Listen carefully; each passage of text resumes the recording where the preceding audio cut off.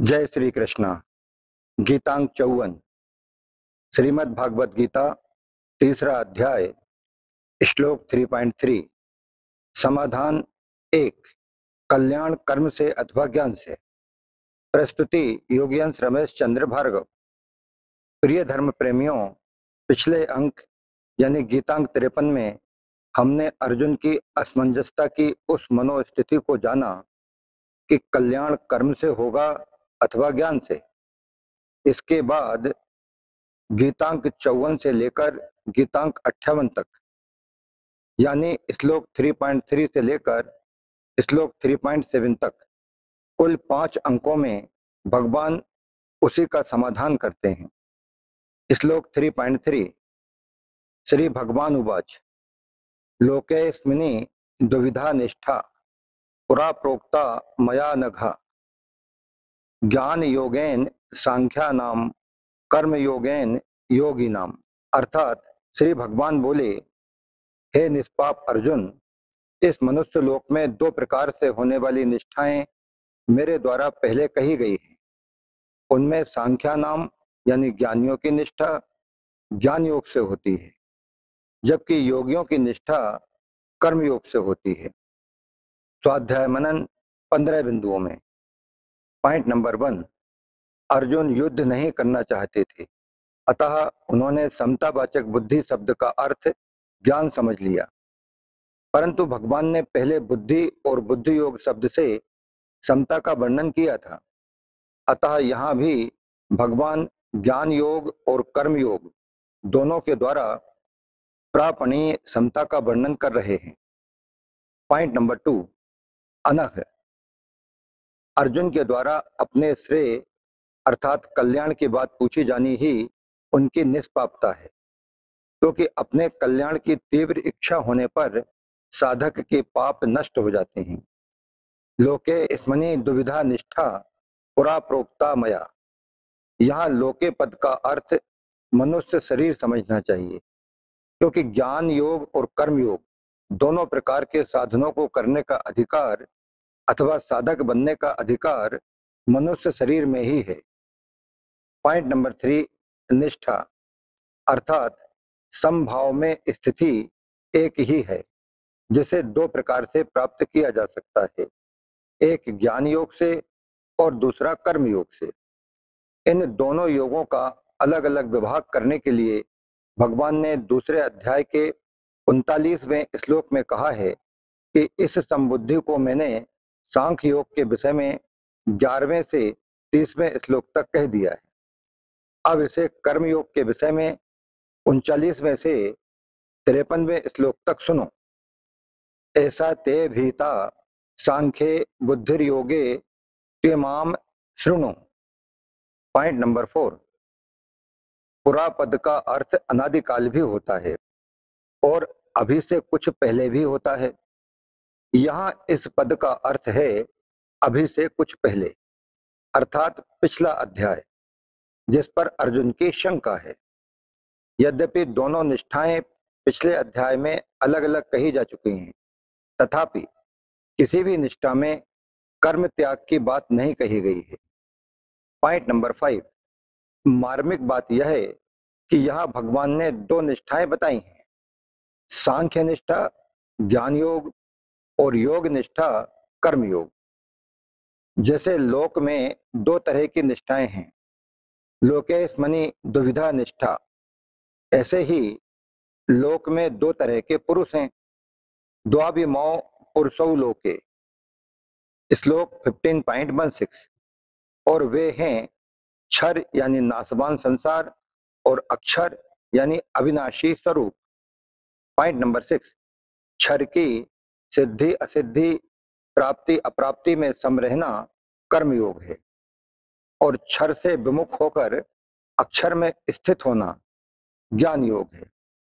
परंतु क्षर अक्षर दोनों से उत्तम पुरुष तो अन्य ही है, जो परमात्मा नाम से कहा जाता है।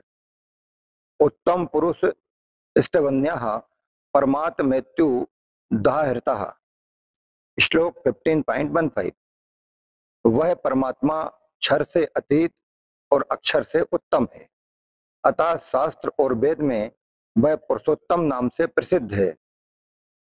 श्लोक 15.18 ऐसे परमात्मा के सर्वथा स्वभाव से शरण हो जाना भगवान निष्ठा यानी भक्ति योग है। पॉइंट नंबर 7 इसलिए क्षर की प्रधानता से कर्मयोग, अक्षर की प्रधानता से ज्ञान योग और परमात्मा की प्रधानता से भक्ति योग चलता है। पॉइंट नंबर 8 सांख्य निष्ठा और योग निष्ठा ये दोनों साधकों की अपनी निष्ठाएं हैं, परंतु भगवान निष्ठा साधकों की अपनी निष्ठा नहीं है। कारण कि सांख्य निष्ठा और योग निष्ठा में साधक को मैं हूं और संसार है इसका अनुभव होता है। अतः ज्ञान योगी संसार से संबंध विच्छेद करके अपने स्वरूप में स्थित होता है और कर्मयोगी संसार की वस्तु अर्थात शरीर आदि को संसार की ही सेवा में लगाकर संसार से संबंध विच्छेद करता है। परंतु भगवान निष्ठा में साधक को पहले इस बात का अनुभव नहीं होता कि भगवान हैं, पर उसका विश्वास होता है कि स्वरूप और संसार इन दोनों से भी विलक्षण कोई तत्व यानी भगवान है। अतः वह श्रद्धा और विश्वास पूर्वक भगवान को मानकर अपने आप को भगवान के लिए समर्पित कर देता है।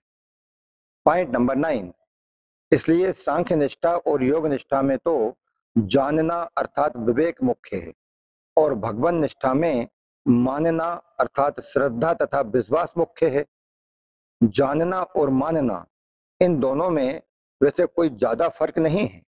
जैसे जानना संदेह रहित अर्थात दृढ़ होता है, ऐसे ही मानना भी संदेह रहित होता है। मानी हुई बात में विचार की संभावना नहीं रहती। जैसे अमुक मेरी माँ है, यह केवल माना हुआ है, पर इस माने हुए में कभी संदेह नहीं होता, कभी जिज्ञासा नहीं होती, कभी विचार नहीं करना पड़ता। इसलिए गीता में भक्ति योग के प्रकरण में जहां जानने की बात आई है उसको मानने के अर्थ में ही लेना चाहिए और इसी तरह ज्ञान योग तथा कर्मयोग के प्रकरण में जहां मानने की बात आई है उसको जानने के अर्थ में ही लेना चाहिए। पॉइंट नंबर 10 सांख्य निष्ठा और योग निष्ठा तो साधन साध्य हैं और साधक पर निर्भर हैं, पर भगवान निष्ठा साधन साध्य नहीं है। भगवान निष्ठा में साधक भगवान और उनकी कृपा पर निर्भर रहता है। भगवान निष्ठा का वर्णन गीता में जगह जगह आया है। जैसे इसी अध्याय में पहले 2 निष्ठाओं का वर्णन करके फिर 30वें श्लोक में मयि सर्वाणि कर्माणि सन्न्यस्य पदों से भक्ति का वर्णन किया गया है। 5वें अध्याय में भी 2 निष्ठाओं का वर्णन करके 10वें श्लोक में ब्रह्माण्याधाय कर्माणि और अंत में भोक्तारम यज्ञ तप साम आदि पदों से भक्ति का वर्णन किया गया है इत्यादि। पॉइंट नंबर 11 ज्ञान योगेन सांख्या नाम अर्थात प्रकृति से उत्पन्न संपूर्ण गुण ही गुणों में बरत रहे हैं। संपूर्ण क्रियाएं गुणों और इंद्रियों में ही हो रही हैं। श्लोक 3.28 और मेरा इनसे कुछ भी संबंध नहीं है, ऐसा समझकर समस्त क्रियाओं में कर्तापन के अभिमान का सर्वथा त्याग कर देना ही ज्ञान योग है। पॉइंट नंबर 12 गीतोपदेश के आरंभ में ही भगवान ने सांख्य योग एवं ज्ञान योग का वर्णन करते हुए नाशवान शरीर और अविनाशी शरीरी इनका विवेचन किया है, जिसे श्लोक 2.16 में असत और सत के नाम से भी कहा गया है।